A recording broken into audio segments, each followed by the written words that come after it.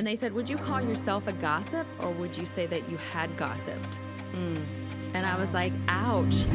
Is anyone willing to admit that you have found yourself being kind of judgy? And Susie, I'm going to direct you. Oh. That's not a rhetorical question. You're just going to throw me on my sword right away. Have you ever been judgy?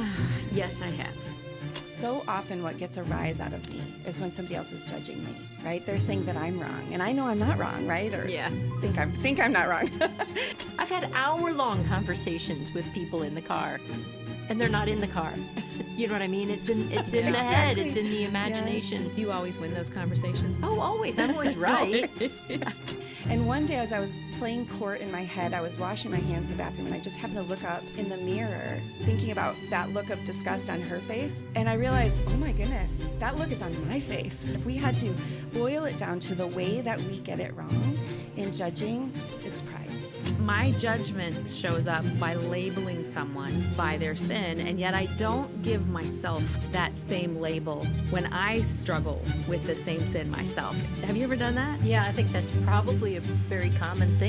Here is the one person in all of mankind that heaven has declared righteous, and he is being so misjudged. He is crucified. But also the thieves on either side of him, they are in the same situation as Jesus, and they're looking down on him, saying, oh, if you were who you said you are, like, why don't you just get yourself down off the cross? Hey there, welcome to Pure Freedom with Dannah Gresh. I am Dannah, and this is a place for raw and honest conversations about the things shaping our hearts and homes. Each week, we'll break down today's most complex issues and provide you with biblical truth, freedom stories, and encouragement to follow Jesus faithfully in a culture of confusion. I'm joined today by my co-host and longtime sidekick in life, Susie Weibel. Let's start with this. Is anyone willing to admit that you have found yourself being kind of judgy? And Susie, I'm going to direct you. Oh. That's not a rhetorical question. Just going to throw me on my sword right away. Have you ever been judgy? Yes, I have. And rather than share a specific story, let me tell you that. But I was hoping for the juice, spill the tea. Go Well, ahead. here's what I would say is that it seems to be a story on repeat where social media is concerned. Like, I cannot tell you how many times I have written down what I want to say only to go back and, erase it before I hit send. Good. Which I think sometimes it feels good just to write it down. Yeah. But then I realize, you know what, the spirit of the heart there is not okay. Some people could use that skill in their life of deleting what they've written before they push send. It's like a whole before they new post level it. of restraint. Yep. So here's the deal. We're called to discern. The Bible invites us to judge ourselves, as a matter of fact. But how are we invited to look at people that we disagree with? How are we invited to look at people that we know are wrong, people that we think are wrong? So we're excited to be talking today with Shannon Popkin, who's the author of, this is a fun title, Kinda Judgy, Finding Mercy for Myself and Others in 6 Stories of the Bible. Shannon is wife to Ken. She is a mom to young adult kids. One's married already. She's a dog lover like us. Yeah. And Kinda Judgy is her 6th book. Wow. So some of her other titles deal with comparison, control, wielding influence for the kingdom instead of for ourselves. But those, kind of fall along the lines, I think, of this book. So this seems to be a topic that's near and dear to Shannon's heart. And it is Freedom Friday. So Shannon, how about we start by welcoming you and just asking you for your freedom story right out of the gate. What was it that drew you to this topic? What was it that made you say that this is what I need to learn and then teach others about this? Why do we feel like we need to be right? Oh boy, don't we? Right? Thank you so much for having this conversation with me, Dannah and Susie. And yeah, this is something that has been deeply rooted in my heart from childhood. I grew up in church. I grew up in a really fundamentalist kind of situation where we liked to know that we were on the right side of every line. We were very, very in line with the fact that God draws the lines and we want to be on the right side. And yet there's something that rises in our hearts that isn't godly. especially when we're looking at the person who's on the wrong side of the line. And so here's a freedom story from just maybe a few years ago. I think so often what gets a rise out of me is when somebody else is judging me, right? They're saying that I'm wrong, and I know I'm not wrong, right? Or think I'm not wrong.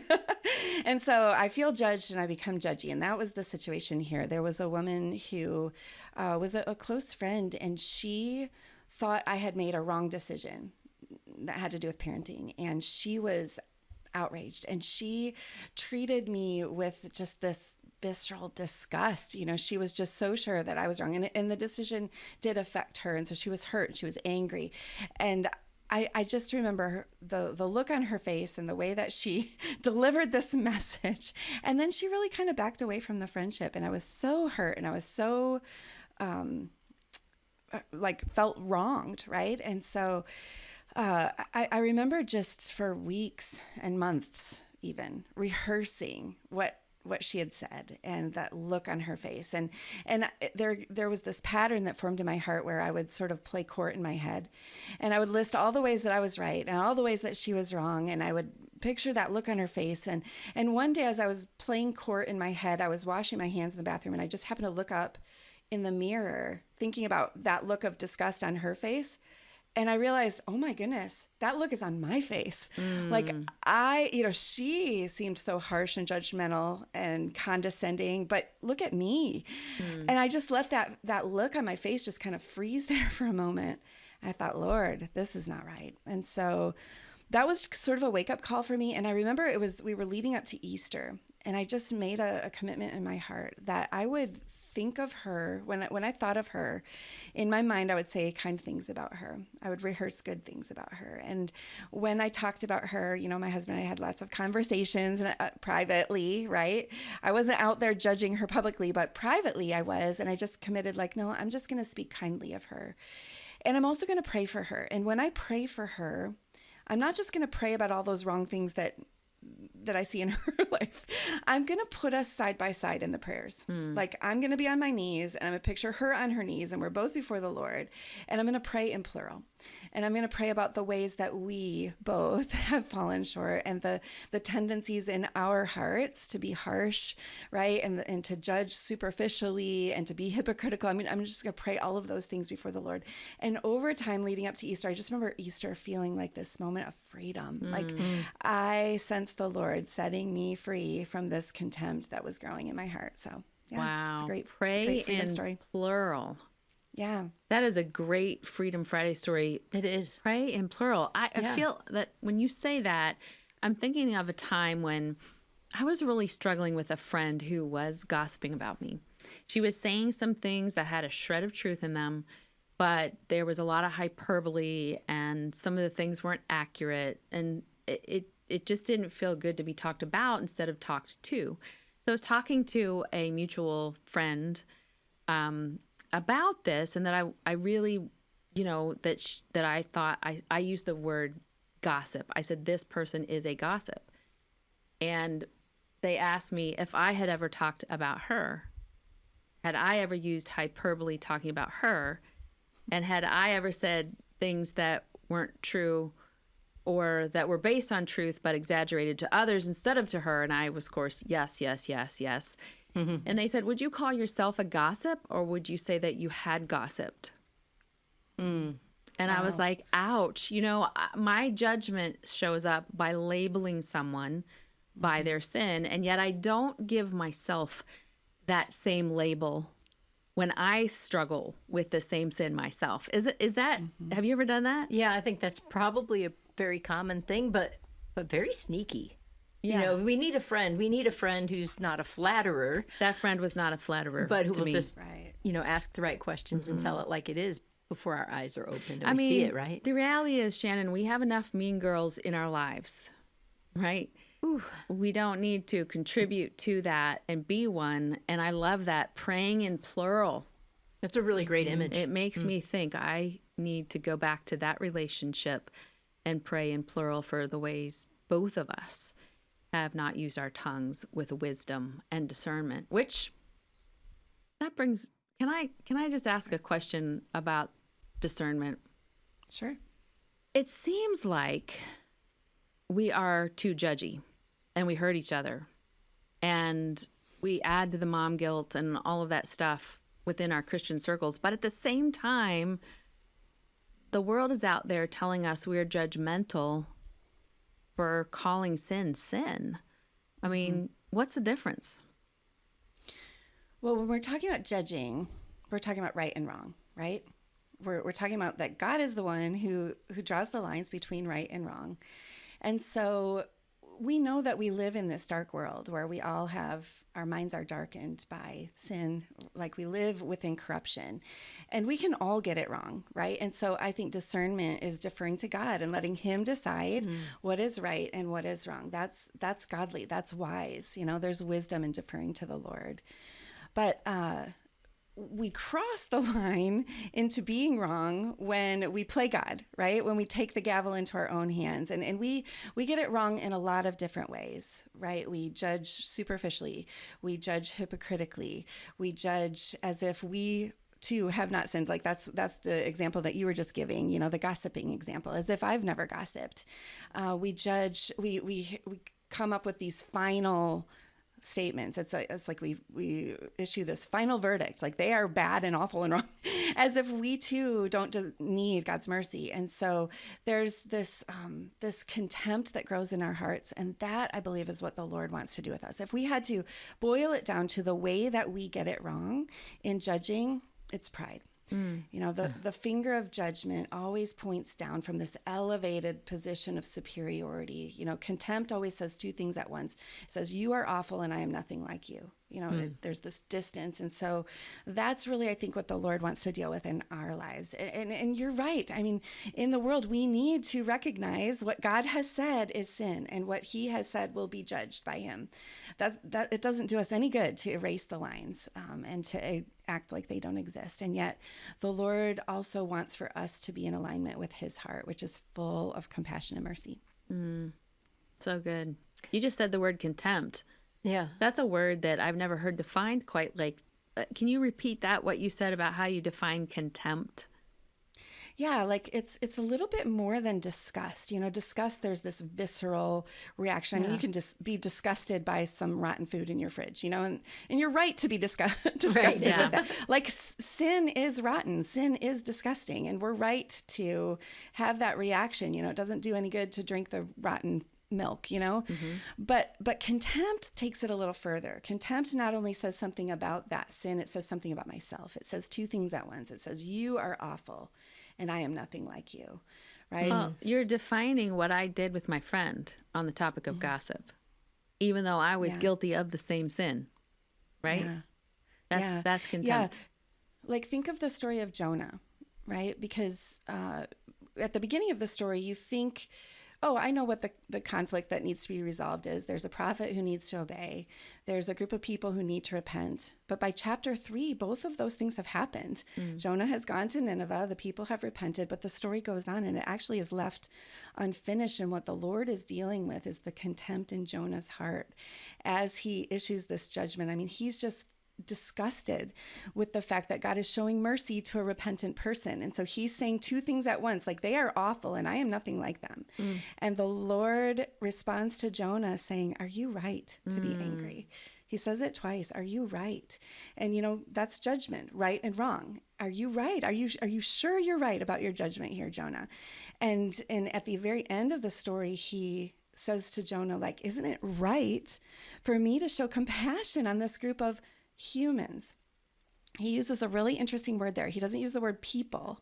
He uses the word humans, which Jonah is part of that category. He too is human. And so he's like putting Jonah in the same, like the difference between you and these Ninevites, Jonah, is you have me. You've grown up in a community where you know me, you know my ways, you have this discernment that they don't. And so should I not have compassion on these people who are humans just like you? Wow. I'm feeling, she's stepping on my toes today. I don't know if we should have Shannon back again. That crunch doesn't feel very good. So contempt, I think defining that word helps me to see how I'm judgmental in an unhealthy, unholy way. Yeah. So what are some other words that maybe we need to tackle Well, I have another one here, but Shannon, can you one more time say that little conversation that contempt has? Because I think that's so important. Yeah. You are, and I am nothing like it. What Like you're bad, you're awful, you're evil, right? And I am nothing like you. Yeah, I think that's... And it puts this separation. I mean, as I was writing this book, the Lord just was dealing with contempt all over the place in my life. And even as I looked back at situations, like I revisited my relationship with my mother-in-law. And it was like, it was a really hard, difficult relationship. And I had just resigned myself. She's awful. she's, all these things. This is all her. Yes. And I'm just going to do my best. I'm going to be a good daughter-in-law, all with my nose slightly tipped up, and I look back and I wonder, I don't have opportunity to go back and talk with her anymore because she's with Jesus. But I wonder if there was an element of the contempt growing in my heart that created this distance in our relationship that made it even harder. And the Lord really convicted me of that. Wow. Yeah, and I've heard that contempt it's one of those emotions that it's a real relationship killer. I mean, it's a hard one to root out. You have to do some serious digging with that. Another word that would be good to define here is the word projection. How do we engage in projection when we're being kind of judgy? Well, we project on them what we assume they are saying, they are thinking. It's like we hold court in our heads and we put them on the other side, and we listen to their defenses and we have our own defenses and we have conversations in our head and they don't even know that court is in session, right? And so we assume that we know what they're thinking, why they're doing what they're doing. And this is like, so it's so damaging for relationships. One of the things that the Lord brought to mind as I was writing the book was this relationship with a girlfriend who we were really good friends. And about 10 years ago, I invited her to be on my prayer team for my ministry, and she didn't respond. And so I was like hurt and kind of surprised by that. And I started playing court in my head. Oh, I know why. I know why she's saying no, because she's over there thinking who does Shannon think she is? Speaking and writing, she's just like an average girl like me. And I'm thinking like, I know that. I know I am not credentialed, but who is she to judge me? And so, so I'm having this whole this court session in my head. And so I really withdrew from that relationship, just little by little by little. And as I was writing kind of judgy, I called her, or I sent her a voice message and I said, look, about 10 years ago, I think I really judged you. I projected on you what I thought you were saying and thinking. And I realized we never even had a conversation. You didn't even know court was in session. Yeah. And I apologized. I said, I am so sorry. And I said, you don't have to respond about the prayer team thing. That is so in the past. I just wanted to confess, if you felt distance, I think it's because of this. And I just want to apologize. Well, she texted me back about 2 seconds later and said, oh my goodness, Shannon, I'm so glad you reached out. I have never, ever once, even one time, thought those things about you. I'm so proud of you. I'm so thankful for your ministry. Yeah. And she said, I kind of thought I was on the prayer team. So it was like, oh my goodness, isn't that, it just humbled me. Yeah. In assuming that I knew things about her. Is that what you meant, Susie, about like this projection? Well, I think that's a great story. And yeah, I mean, it's a word that is used a lot in modern counseling and psychology. And I think a lot of times people don't understand what it is. But I think that is such a great picture because we've all had those conversations. I've had hour-long conversations with people in the car. And they're not in the car. You know what I mean? It's in the head. It's in the imagination. Yes. And it's never like this light bulb went off in my head when you were just sharing that. Like, I wonder how many times I've had an emotional or visceral response to someone based on something that they didn't say other than the time that we had the conversation in my car and they weren't there. Yeah. Yeah. Do you always win those conversations? Oh, always. I'm always right. But that's the thing. I mean, we don't... I think it's important to recognize that of course everybody thinks, I think at least, maybe I'm wrong about this, but I think that people do believe they're right. Yeah. Otherwise we wouldn't verbalize an opinion. That's the point at which we verbalize an opinion or a judgment. Yeah. Is at the moment we've decided that we're right. Yeah. Another word I think we might need to define is canceling or cancel culture, because I think this is the social media outcome. right? Doxing For sure. someone, Yes. as they say. What does that mean, doxing? Doxing isn't doxing when you give their details so that other people can also jump on the bandwagon and cancel them too. And cancel them too. Yeah, and judge them too. So, like, I feel like we do that on the regular on social media, where instead of, and as Christians, we should be taking our concerns to someone and talking to someone rather than just being like, well, they're wrong. They must be wrong about everything if they're wrong about that thing. And they don't have anything of value to say. We're doing that to good Christian leaders every day right now. People with fruitful lives. I saw a video last night on social media about a guy who has a 30-year fruitful ministry on for husbands and wives, how to enjoy their marriage and how to build a relationship of respect. And this woman just jumped on there and reviewed his book and canceled him and invited everybody else to cancel him. And they're all, the comments, you can tell, I don't think 50% of you have actually read this book or know who this guy is, but you're jumping on the cancel bandwagon, right? That's a form of being judgy, right? Yeah. It's like gathering up the evidence that I have, which is very limited, right? I can't look into someone else's heart. I don't know what they're thinking. I don't know what they're saying. But it's like I feel this this authority to gather up what I have and completely judge them.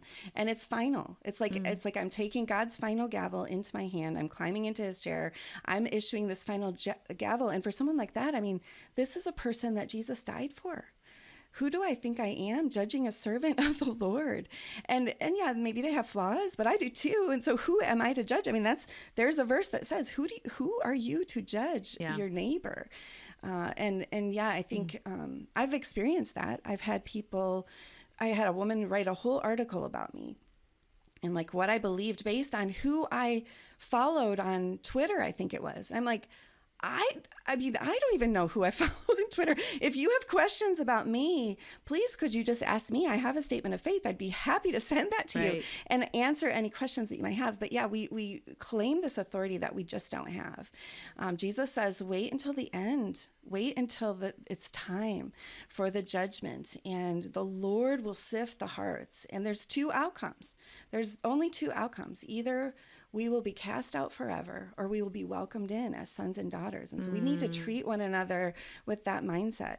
Yeah, I think this is really practical too, because I think as moms, we enter into what I call the mommy wars, and the judgy stuff comes up when it's like For sure. homeschool, private school, Christian school, like public school. Like we can't possibly, if you're in one other school type, accept and affirm that the Lord may have led that mom, rightly so, to the school type that she's in. Or, crunchy moms versus the moms who are over there feeding their kids Fruit Loops, right? And we compare ourselves, which you've written an incredible book on the topic of comparison as well. This is sort of like comparison turns into this judgmentalism. Yeah. And so I think what I really want to do today is make sure that we're taking the log out of our own eye before we speak about the splinter in the eye of those judging us. So how do we receive conviction of a judgy spirit? How do we get that? Yeah. Well, Jesus answered it. He said, do not judge, or you're going to be judged with the same measure that you use. So it's a command with a warning. And so he like used a measurement thing. And so like I've got 2 scoops here. I've got a big scoop and I've got a little quarter of a teaspoon scoop. And so when you're choosing how I'm going to dish out judgment, which one are you going to choose? Are you going to dish out this really harsh judgment? Am I going to just assume that I know the worst about this person? Or am I going to use a little bitty quarter of a teaspoon, like, I'm going to be really careful in judging because I really don't know. I mean, like this, I can see this is wrong. This is stepping over one of God's lines. But that's another thing that, the examples that you just mentioned, homeschool, public school, crunchy or, fast food, whatever. Like we don't have any verses about these things. And so I think another really practical tip to use to gauge our own hearts is like, what's my verse for that? If I'm casting judgment on this person, what is my verse for that? Yeah. And in the back of Kind of Judgy, I created this appendix where I'm like listing out, am I wrong to judge this person's beliefs? Am I wrong to judge their belief that homeschool is better than public school or whatever it is? And so I created these 3 categories. And so our pillar categories, like, we have to judge people who want to get rid of those pillars. And that's like Jesus is God, or the resurrection is coming, or those sorts of things. Like, those are our pillars. And then we have persuasions. And that's where godly believers believe different things. That's like gifts of the Spirit, or baptism, or election versus free will. Those sorts of things are in our persuasions. And then we've got this other category of personal convictions. And that's where 2 believers are looking at the same verse and they're convicted differently, right? And Jesus talked about that, like, that happens. And so we have to be careful not to turn our convictions, and our instructions in Romans 14 is to not persuade one another. It's to not get into it. It's like, this is between you and the Lord, and you handle it between you, and you are not to judge the person who is doing it differently, who doesn't have as high of a standard as you do, nor are you to look down with contempt on the person who has this high standard. How we would be like, those homeschoolers, or those, right? We look with contempt on the person who does it differently. And the Lord is like, no. You answer to me. These are personal convictions. And so let's just not get into it with one another. Let's just follow the Lord faithfully. And he will do the work of convicting us. And that is not to say we shouldn't try to influence one another and have good conversations. But when we get to the point where we're judging and saying, you're doing it wrong and I'm doing it right, like, which category is that in? I think that's a helpful. Yeah, Romans 14 is such a great place to send people for this conversation. And I would encourage everyone to take a look at it again, because, and not to say that homeschooling versus public schooling is not a big issue, but Paul was dealing with some really, really huge issues of the day. Like, do not judge anyone in regards to, the festivals that they observe, or, their Sabbath and the practices. And those just feel very weighty. And so those are things that we might be tempted to put in that first category as if they were pillars. Yeah, exactly. He says, Romans 14:3, one who eats must not look down on the one who does not eat. And one who does not eat must not judge the one who does, right? And so he's dealing with this very directly. And this eating of meat, that it is a moral issue. Right. And so there's different people applying different, truth differently. And he says, no judging. Wow.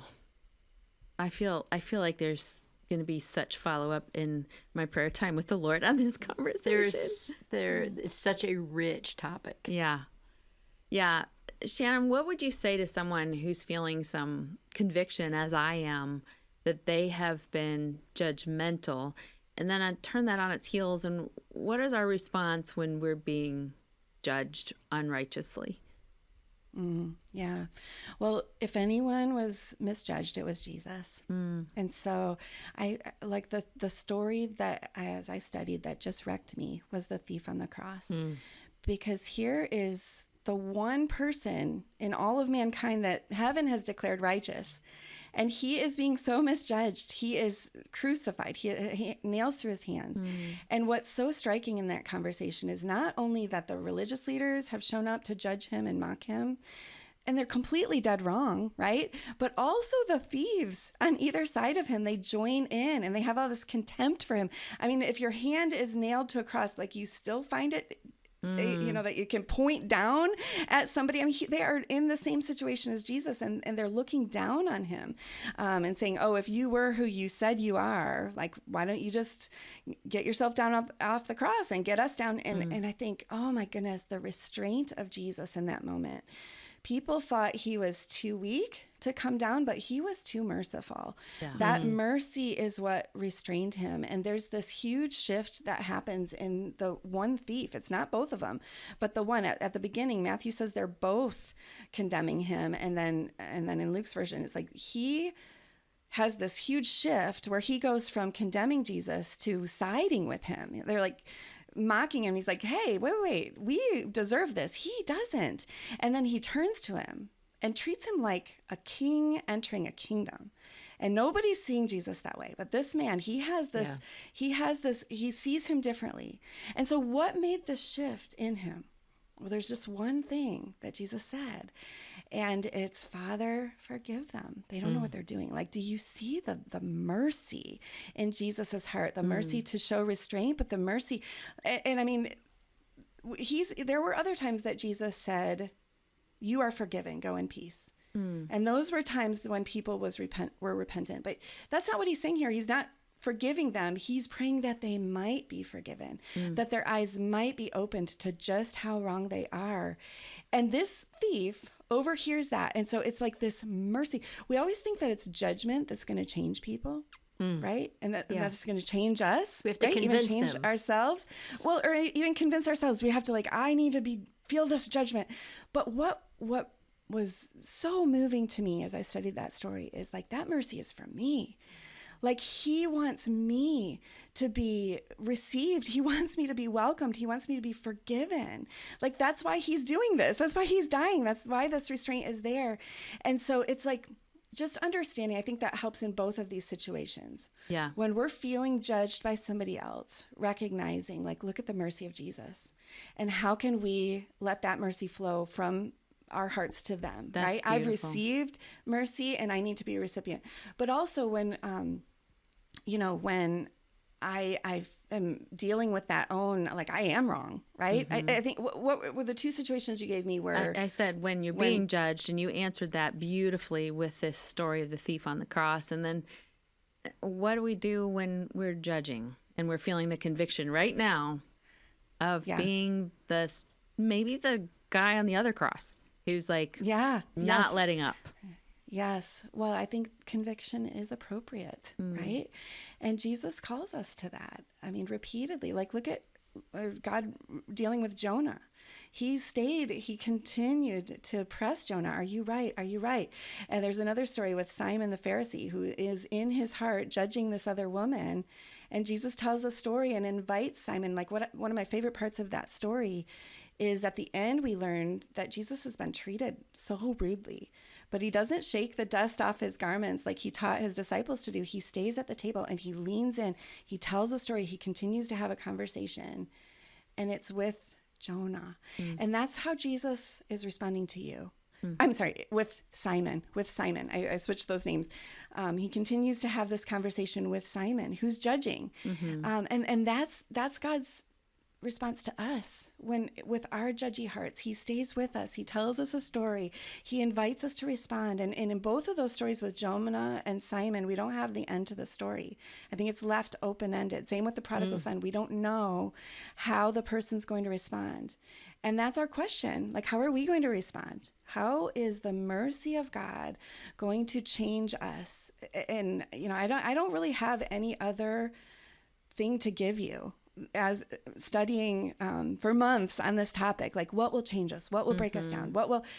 It's just the mercy. There's this intentionality. Romans says that God's intention with mercy was that we would repent, right? There's a great intentionality in his extension of mercy. Yeah. And what I noticed about your freedom story, Shannon, is that you had that moment. You had the aha moment. You had the freedom moment.